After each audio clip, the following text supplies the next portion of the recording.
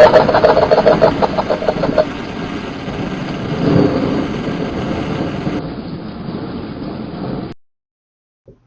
morning, comrades and friends. This is Professor Nameless Kitsune, and today I'm going to bring you my take on the most recent freaking news, that is the United States invasion of Venezuela. So as all of you know, probably at this point, at about 2 a.m.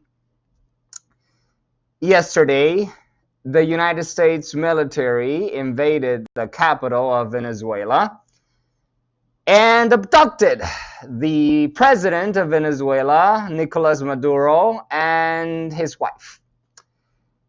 And thus began the shocking 24-hour of my life, where I desperately try to figure out what the hell is going on in this world. So far, the hard facts that I know for sure is true are the following. Number one, like I said, United States military invaded the capital of Venezuela and captured the Venezuelan president, Nicolas Maduro, and his wife. And both of them are pretty sure in the US right now. Fact number two. There has not been a confirmed regime change in Venezuela. I know this for sure because news reporting says the Supreme Court of Venezuela just made the vice president of Venezuela the temporary president of the country. So that means the United States has not installed a puppet regime yet. We don't know when they're going to do it. The current administration of America says they're going to, but they haven't done that yet. So the regime in Venezuela is still the Bolivarian regime that has existed in the past. Fact number three, there is a lot we don't know, and that's a fact. We don't know a lot of things. We don't know what's going on the ground. There are conflicting news reportings from different news agencies around the world. So right now, there are only so little that we know for sure before we go into the territory of speculation. And now I'm going to go into the speculation territory because, you know, there's only so much we can do. Speculation number one. And I think this is really something that a lot of us Americans, we know already. But I'm going to point it out regardless because I think it's important to say it. This invasion is not about democracy, freedom, or human rights, or the people of Venezuela. This is not really about drugs, although you can argue it is kind of about drugs because the Maduro regime has connections with, you know, drug gangs and mafias, but this is not really about that. This is really about oil, just like the Iraqi war was about oil. Yeah, it's about the gasoline that you and me both use in our cars. And so, yeah, that's that. It's just a very simple statement. It's about oil and not really anything else. I mean, you can come up with excuses, but it's about oil and our quest to control Venezuelan oil for the past 2 decades. And now I guess we're closer to the goal. We haven't installed a puppet regime yet, so I guess that goal is still yet to come, but we're close to getting control over Venezuela's oil. So I guess mission half accomplished. Speculation number two. This is a pretty bad example to set for countries like Russia and China, because, yeah, I mean, we're able to do this in under 4 hours.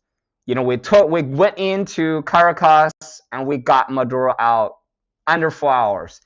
And this is a bad example, especially for China, because China is looking at this and they're like, can we do this in Taiwan? Can we do this in Taipei with Taiwan's current leader, Lai Ching-te? Can we do that to him? I mean, if the United States can just go in and do it to Maduro, maybe China can do it to Taiwan's leader too. So this is a bad example to set.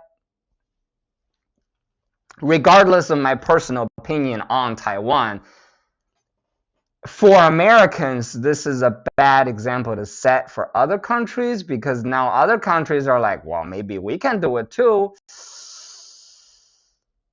And for American national interests, that is not exactly the best thing in the world. But we will see.